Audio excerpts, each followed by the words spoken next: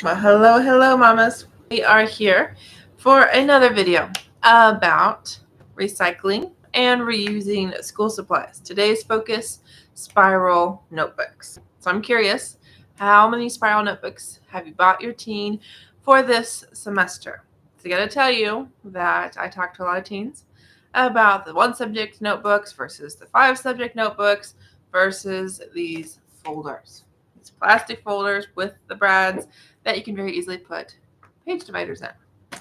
So I want to know how many spiral notebooks, because today our focus is if your teen still has some from last year, last semester, do we reuse those and how can we recycle them?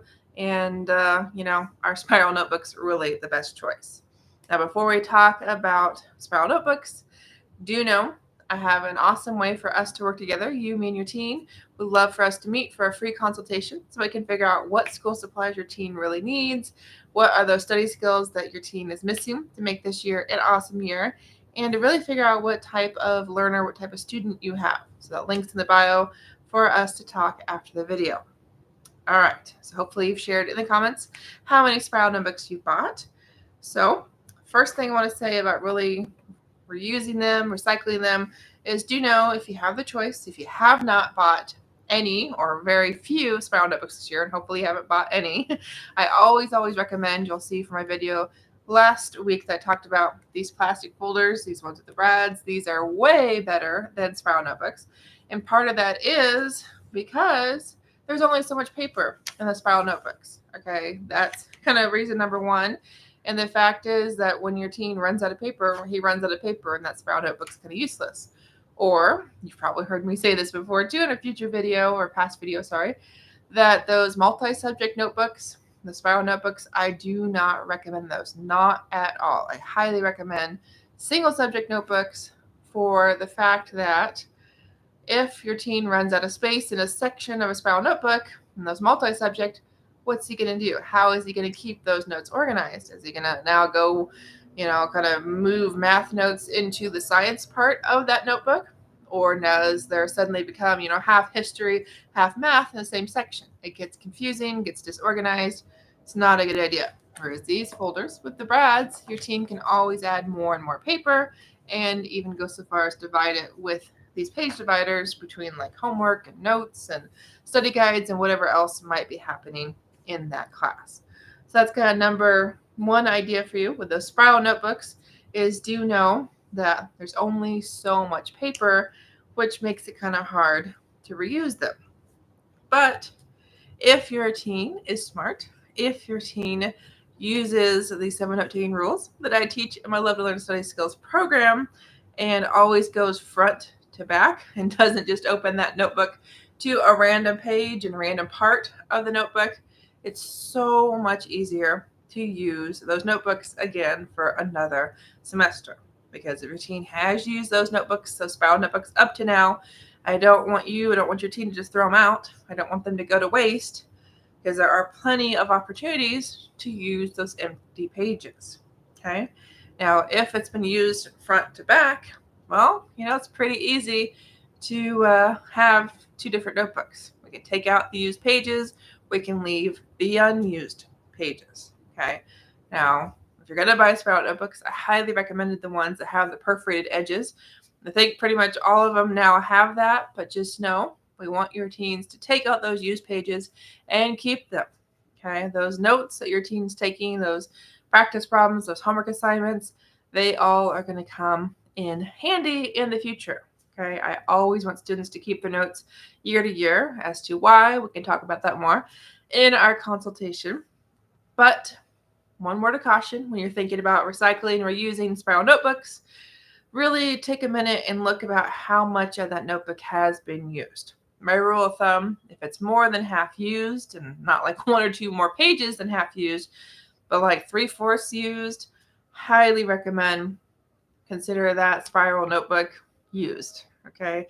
And if you really want to, for the sake of getting the most out of that notebook possible, I would pull out the empty pages, the unused pages, but I would not do the opposite. I would not pull out the notes if it's more than half used. Okay. couple more thoughts here for you before we wrap the video up. Before I do, I want to say thanks for watching. If you're here on Facebook, if you're here on YouTube, be sure to follow, be sure to subscribe to the Ace Cookie Tutoring channel and page, because we will be talking more about more school supplies that your teens, your tweens, your college kiddos can recycle and reuse. Okay? So, one of the last things for me to say that I really haven't talked about, kind of checking my notes here because I like to have notes as we do these videos, but do know that if you want to kind of make your own brand new notebook, you easily can. I actually just saw something not too long before I hopped on here about making new covers, about hole punching, and kind of creating your own spiral notebook. So you can very easily, if you want to, again, thinking about how much paper is left in a spiral notebook, remove those unused pages, use the backs from different notebooks, and kind of put it together yourself.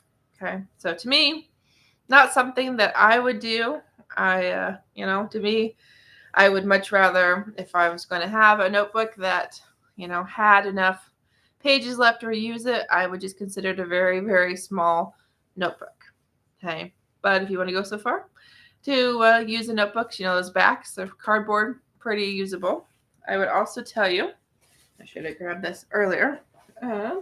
Some notebooks have this plastic cover, and these, to me, they last a lot longer. One of my problems with notebooks, the spiral notebooks, a lot of them have paper, and it's not even necessarily good paper, so it doesn't last very long. Whereas this plastic lasts a lot longer.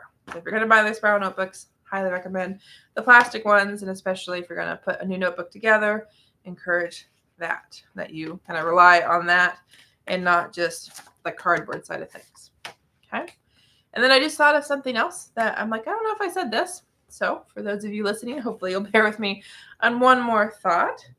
And that is, for me in a spiral notebook, when it gets to be very, very little left, and we're talking about ripping out the different notes, do know sometimes I think it's easiest, instead of having a folder that's just a paper folder, because we talked about that in the past, having your teens always have some loose leaf paper with them. But sometimes if there's just like a little tiny bit of the notebook left that's not used, make that a scrap notebook, like a scrap paper notebook. Okay, because I've had notebooks before, like there's this much left and I've taken everything out because I wanted to file them for different classes. Don't just throw this paper away. Okay, have your teens take this notebook with them and just have it a scratch paper. There's so many classes where the teachers are like, take out a scratch piece of paper, we're going to do a quick activity, or, practice this. Okay, so that's everything I want to say about spiral notebooks. If you've got thoughts, you've got questions about spiral notebooks or school supplies and this idea of reusing, recycling, let me know down below. I'll be talking more supplies in the future. And remember, I'm here to help you. I'm here to help your teens. The easiest way for us to do that is to talk one-on-one through a free consultation. So if you want to learn how I can help your teens, love to learn through study skills. If you want to learn, how we can figure out how to tie these school supplies we're talking about with their learning style and their personal preferences, book a free call at the link below. Thanks so much, mamas. Talk to you soon.